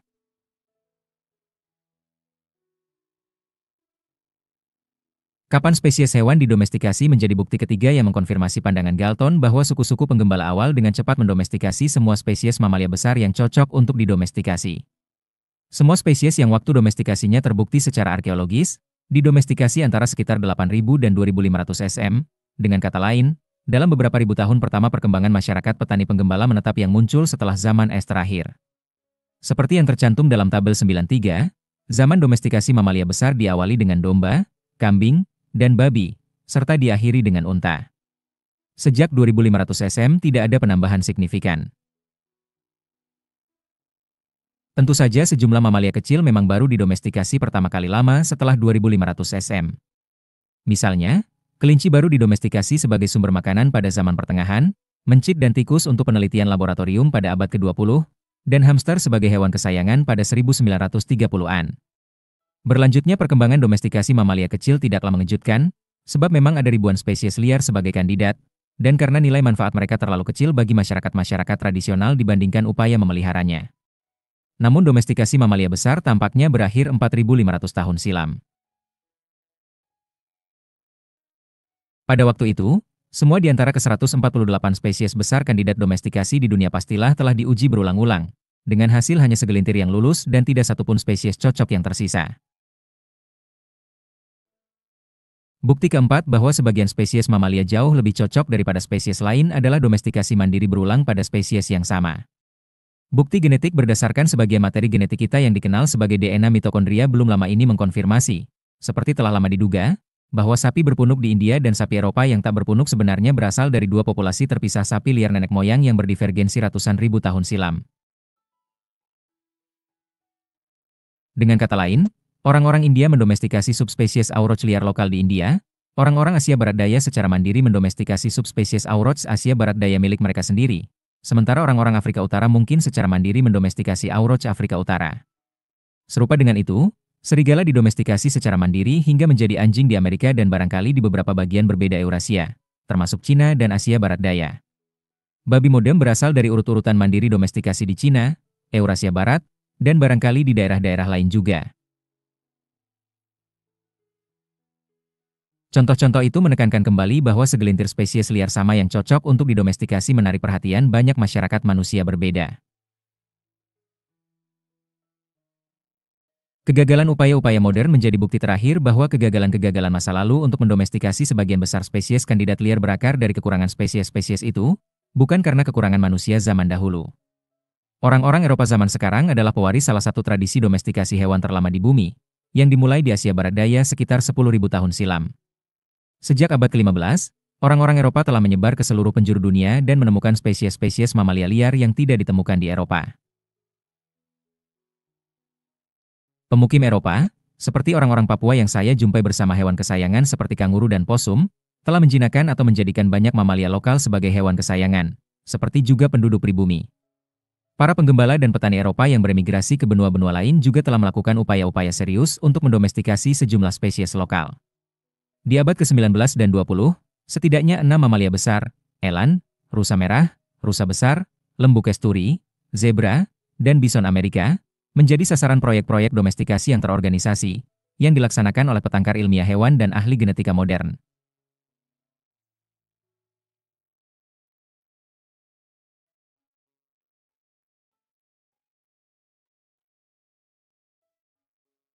Misalnya, eland, Taurotragus oryx, antelop Afrika terbesar, telah menjalani seleksi berdasarkan kualitas daging dan kuantitas susu di Taman Marga Satwa Askania Nova di Ukraina, juga di Inggris, Kenya, Zimbabwe, dan Afrika Selatan.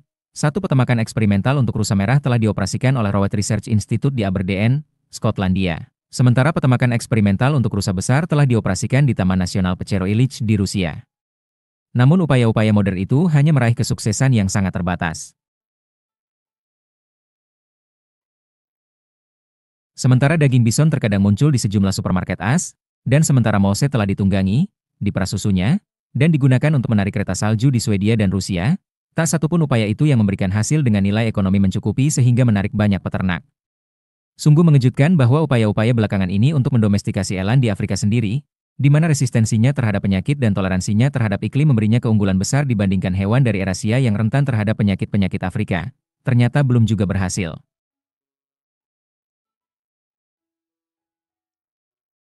Dengan demikian, para penggembala pribumi dengan akses kepada spesies kandidat selama ribuan tahun, maupun ahli genetika modern, tidak berhasil mendomestikasi sepenuhnya mamalia besar selain 14 spesies kuno, yang didomestikasi setidaknya 4.500 tahun silam. Namun ilmuwan masa kini tidak diragukan lagi bisa, bila ingin, memenuhi kebutuhan domestikasi yang mencakup kendali penangkaran dan suplai makanan bagi banyak spesies. Misalnya, kebun binatang San Diego dan Los Angeles kini menangkarkan burung-burung kondor California terakhir secara lebih ketat daripada spesies-spesies lain hasil domestikasi. Semua individu kondor telah diidentifikasi secara genetis, dan program komputer menentukan jantan yang mana harus berpasangan dengan betina yang mana untuk mencapai tujuan-tujuan yang ditetapkan manusia. Dalam hal ini, memaksimalkan keanekaragaman genetik sehingga melestarikan burung yang terancam punah itu. Berbagai kebun binatang melaksanakan program-program penangkaran yang serupa bagi banyak spesies terancam punah lainnya, termasuk gorila dan badak. Namun seleksi ketat kebun binatang terhadap kondor California tidak menunjukkan prospek menghasilkan produk yang berguna secara ekonomis. Upaya-upaya kebun binatang dengan badak juga demikian, walaupun badak menawarkan 3 ton daging. Seperti yang sekarang kita akan lihat, badak, dan kebanyakan mamalia besar lain, menghadirkan halangan yang tak terpatahkan bagi domestikasi. Total, dari ke-148 mamalia herbivora darat liar besar, kandidat untuk domestikasi, hanya 14 yang lolos uji. Mengapa ke-134 spesies lain gagal? Kondisi-kondisi apa yang diacu Francis Galton ketika dia membicarakan spesies-spesies lain yang ditakdirkan untuk selamanya liar? Jawabannya berasal dari asas Anna Karenina. Agar bisa didomestikasi, spesies liar kandidat harus memiliki banyak ciri berbeda. Bila satu saja ciri yang dibutuhkan itu tidak ada, domestikasi pun gagal, seperti juga gagalnya membangun pernikahan bahagia gara-gara kurang satu faktor. Kita, yang sok menjadi penasihat pasangan zebra manusia atau pasangan-pasangan lain yang tidak harmonis, bisa mengenali setidaknya 6 kelompok alasan penyebab kegagalan domestikasi. Diet. Setiap kali seekor hewan memakan tumbuhan atau hewan lain, efisiensi pengubahan biomasa makanan menjadi biomasa si konsumen jauh di bawah 100%, umumnya sekitar 10%. Berarti, dibutuhkan sekitar 10.000 pon jagung untuk menumbuhkan seekor sapi seberat 1.000 pon. Bila Anda justru ingin membesarkan karnivora seberat 1.000 pon, Anda harus memberinya makan 10.000 pon herbivora yang dibesarkan dengan 100.000 pon jagung. Bahkan di antara herbivora dan omnivora, banyak spesies, seperti koala, terlalu pilih-pilih tumbuhan untuk dimakan sehingga tak cocok sebagai hewan ternak. Sebagai akibat dari ketidakefisienan mendasar itu, tidak ada karnivora mamalia yang pernah didomestikasi sebagai sumber makanan. Bukan karena dagingnya bakalan alot atau tak enak, toh ikan liar karnivora yang kita rasakan itu enak, dan saya bisa secara pribadi bersaksi mengenai enaknya rasa burger singa. Satu-satunya yang paling bisa disebut kekecualian adalah anjing, yang awalnya didomestikasi sebagai penjaga dan pendamping berburu. Namun ada ras anjing yang dikerabangkan dan dipelihara sebagai makanan di Meksiko Aztec, Polinesia, dan Cina kuno. Tapi menyantap anjing secara teratur adalah jalan terakhir bagi masyarakat manusia yang kekurangan daging. Orang Aztec tidak punya mamalia domestik lain, sementara orang-orang Polinesia dan Cina kuno hanya punya babi dan anjing. Masyarakat manusia yang diberkahi bermacam-macam mamalia herbivora domestik tidak repot-repot memakan anjing, kecuali sebagai makanan mewah yang tidak lazim, seperti di beberapa bagian Asia Tenggara saat ini. Selain itu, anjing bukan karnivora eksklusif, melainkan omnivora. Bila Anda sedemikian naif sampai-sampai berpikir anjing kesayangan Anda hanya makan daging, coba baca daftar bahan di kantong makanan anjing Anda. Anjing-anjing yang orang Aztec dan Polinesia ternakan sebagai makanan, pada dasarnya digemukkan dengan sayuran dan sampah dapur. Laju pertumbuhan. Agar layak dipelihara, hewan domestik juga harus bertumbuh cepat. Gorila dan gajah pun tersingkir dari daftar, meskipun mereka adalah vegetarian yang tidak pilih-pilih soal makanan dan menawarkan daging yang banyak sekali. Calon peternak gorila atau gajah mana yang mau menunggu 15 tahun sampai kawanan ternaknya mencapai ukuran dewasa? Orang-orang Asia yang menginginkan gajah pekerja mendapati jauh lebih murah menangkap gajah di alam dan menjinakkannya. Masalah penangkaran. Kita manusia tidak suka berhubungan seks sambil dilihat orang lain. Sejumlah spesies hewan berpotensi berharga juga tidak. Itulah yang menggagalkan upaya mendomestikasi cheetah, hewan darat yang paling cepat, terlepas dari motivasi kita untuk melakukannya selama ribuan tahun. Seperti yang telah saya sebutkan, cheetah, Acinonis jubatus, jinak dihargai oleh orang-orang Mesir dan Assyria kuno serta orang-orang modern sebagai hewan pemburu yang jauh lebih hebat daripada anjing. Seorang kaisar Mogul India memiliki satu istal yang isinya 1.000 ekor cheetah. Namun terlepas dari investasi besar yang ditanamkan para pangeran kaya, semua cheetah mereka adalah hasil penjinakan yang ditangkap di alam bebas. Upaya para pangeran untuk menangkarkan cheetah gagal, dan bahkan para ahli biologi di kebun-kebun binatang modern baru pada 1960-an berhasil membuat cheetah melahirkan di penangkaran. Di alam, beberapa cheetah jantan yang bersaudara mengejar-kejar seekor betina selama beberapa hari. Dan percumbuan yang kasar melintasi jarak yang jauh itu tampaknya dibutuhkan agar betina berovulasi atau menjadi reseptif secara seksual. Cheetah biasanya menolak melakukan ritual percumbuan rumit itu di dalam kandang. Masalah serupa telah menjegal rancangan-rancangan penangkaran Vichupna, sejenis unta liar Andes yang wolnya dihargai tinggi sebagai yang terbaik dan teringan di antara hewan-hewan lain. Orang-orang Inka kuno mendapatkan wol Vichuna dengan jalan menggiring Vichuna liar ke lahan yang dipagari, mencukur bulunya, dan melepaskannya hidup-hidup. Saudagar modern yang menginginkan wol mewah itu terpaksa melakukan hal yang sama atau membunuh vicuna liar.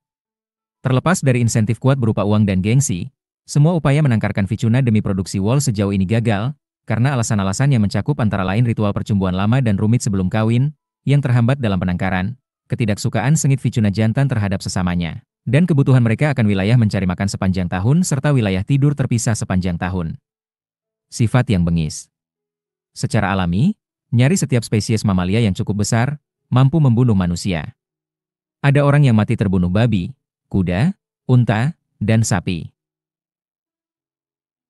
Terlepas dari itu, sejumlah hewan besar memiliki sifat yang jauh lebih bengis dan berbahaya tidak ketulungan dibandingkan yang lain. Kecenderungan untuk membunuh manusia telah menyebabkan banyak kandidat yang kelihatannya ideal untuk domestikasi tercoret dari daftar. Salah satu contoh yang gamblang adalah beruang coklat, Ursus arctos. Daging beruang adalah santapan mewah, berat beruang coklat bisa mencapai 700 kg. Mereka bersifat utamanya vegetarian. Meskipun juga merupakan pemburu ganas, tumbuhan yang mereka makan juga sangat beraneka ragam, mereka bisa makan sampah manusia, sehingga menciptakan masalah besar di Taman Nasional Yellowstone dan Glacier. Dan mereka tumbuh relatif cepat.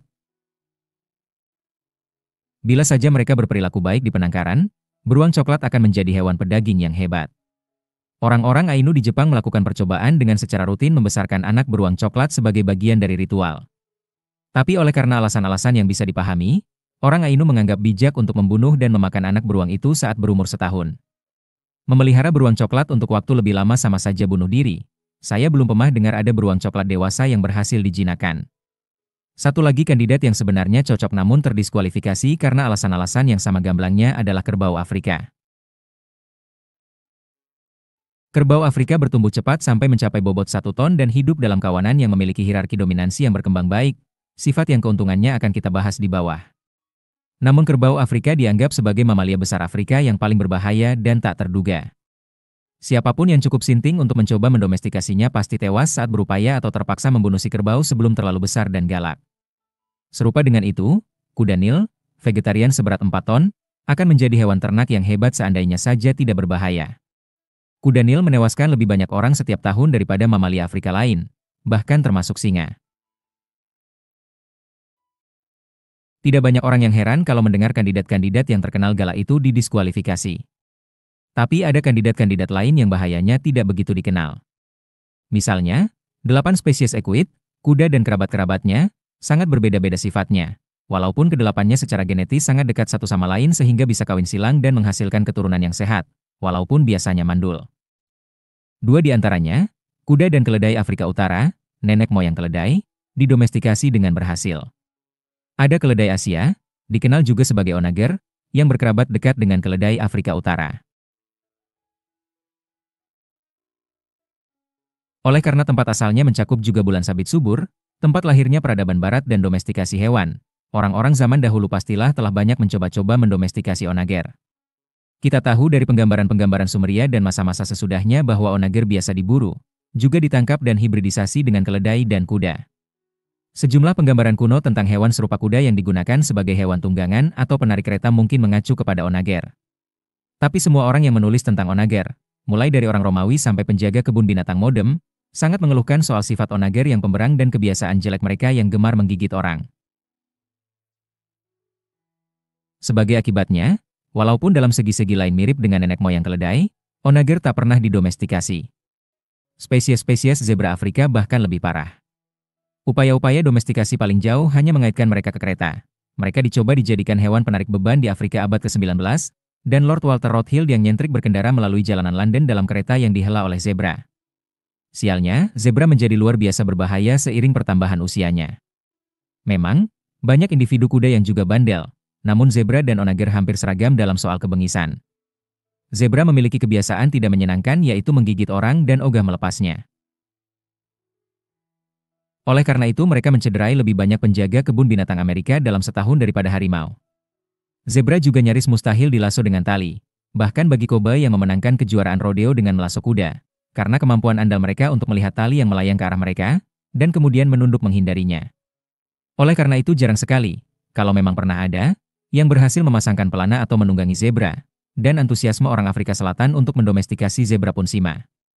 Perilaku agresif tak terduga pada mamalia besar dan potensi bahaya juga bagian alasan mengapa percobaan modern yang pada awalnya sedemikian menjanjikan untuk mendomestikasi rusa merah dan eland kurang berhasil. Kecenderungan panik. Spesies herbivora mamalia besar bereaksi terhadap bahaya dari pemangsa atau manusia dengan cara berbeda-beda. Sejumlah spesies selalu resah, gesit, dan terprogram untuk cepat-cepat kabur bila merasa ada bahaya. Spesies lain lebih lamban, tidak mudah resah, mencari perlindungan dalam kawanan, membela diri bila terancam, dan baru kabur kalau terpaksa.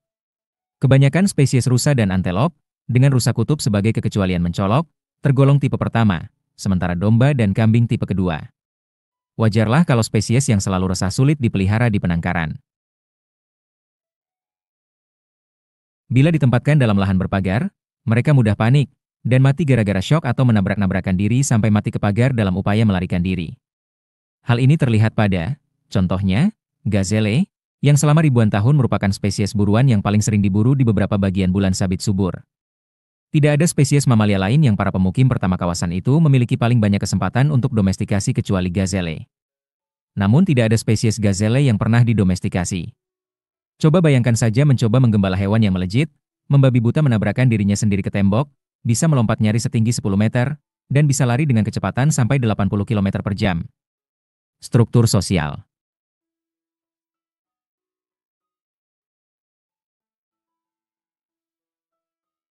Nyaris semua spesies mamalia besar terdomestikasi terbukti merupakan spesies dengan nenek moyang liar yang memiliki 3 kesamaan ciri sosial. Mereka hidup dalam kawanan. Mereka mempertahankan hierarki dominansi yang berkembang baik di antara anggota kawanan, dan kawanan menempati wilayah tempat tinggal yang bertumpang tindih, bukan teritorial eksklusif bersama. Misalnya, kawanan kuda liar terdiri atas satu kuda jantan, kuda betina yang dapat mencapai setengah lusin, dan anak-anak mereka. Kuda betina A dominan atas betina B, C, D, dan E. Betina B tunduk terhadap A namun dominan atas C, D, dan E. C tunduk terhadap B dan A tapi dominan atas D dan E, dan seterusnya.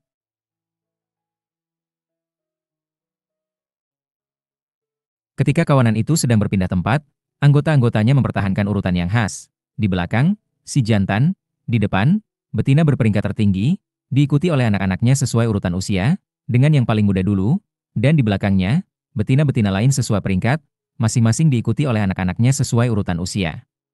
Dengan cara itu, banyak kuda dewasa berada dalam kawanan yang sama tanpa terus-menerus bertarung dan masing-masing mengetahui peringkatnya.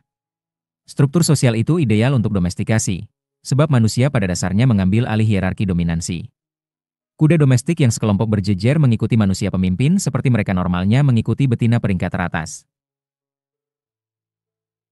Kawanan domba, kambing, sapi, dan nenek moyang anjing, serigala, memiliki hierarki serupa.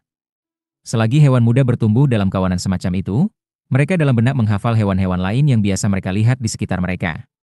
Di alam bebas, yang dimaksud adalah anggota-anggota spesies mereka sendiri.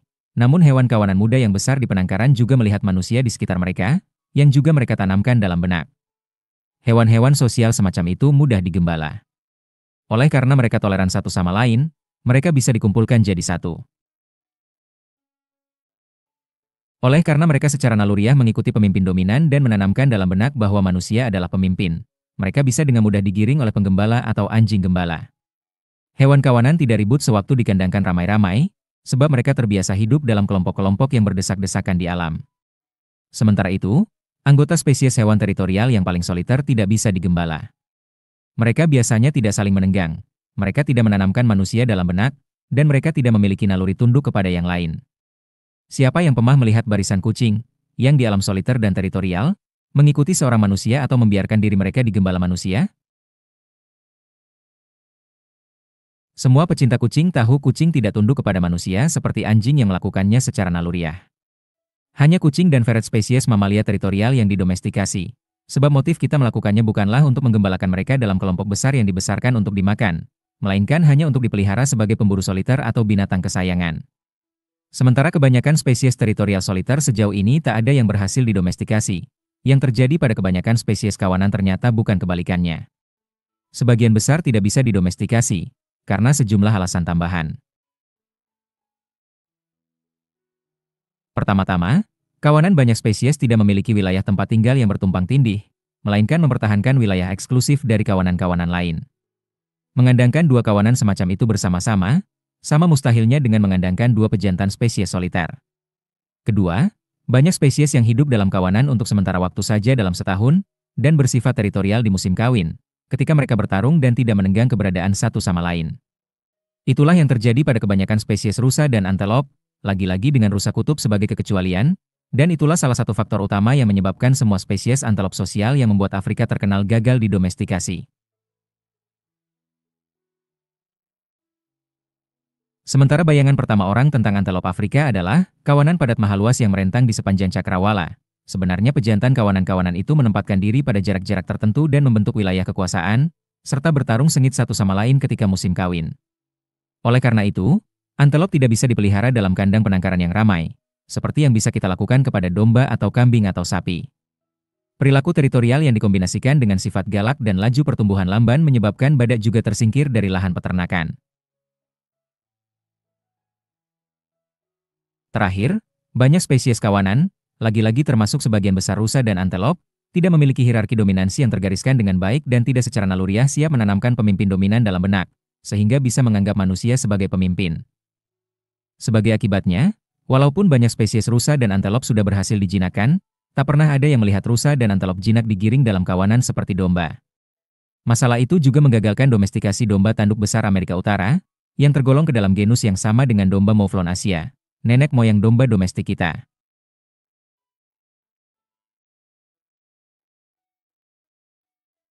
Domba bighorn sesuai bagi kita dan serupa dengan mouflon dalam sebagian besar segi kecuali satu yang sangat penting. Mereka tidak memiliki perilaku khas mouflon, yakni sejumlah individu berperilaku tunduk terhadap individu-individu lain yang dominansinya mereka akui. Sekarang mari kita kembali ke masalah yang saya ajukan di awal bab ini. Pada awalnya, salah satu ciri paling membingungkan dalam domestikasi hewan adalah sepertinya spesies berhasil didomestikasi secara acak saja, sedangkan kerabat-kerabat dekatnya tetap liar. Ternyata semua kecuali segelintir kandidat domestikasi tersingkir oleh asas Anna Karenina. Manusia dan kebanyakan spesies hewan menjalani pernikahan yang tidak bahagia, karena satu atau beberapa dari banyak alasan yang mungkin.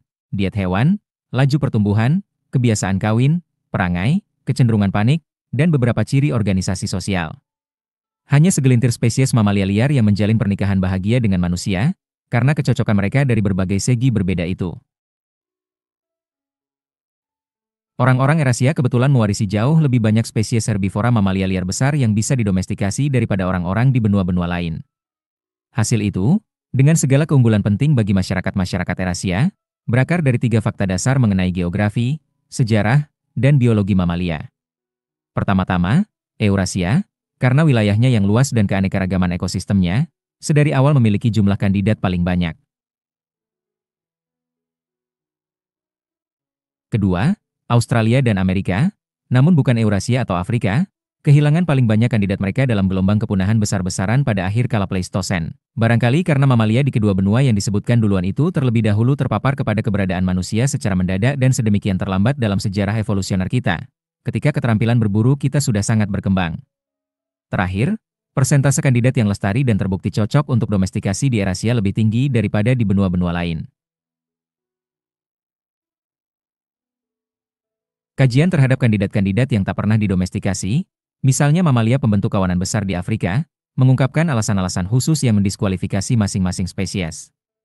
Dengan demikian, Tosta pastilah menyetujui wawasan yang ditawarkan dalam konteks lain oleh seorang pengarang yang lebih dahulu, Santo Matius, sebab banyak yang dipanggil, tetapi sedikit yang dipilih.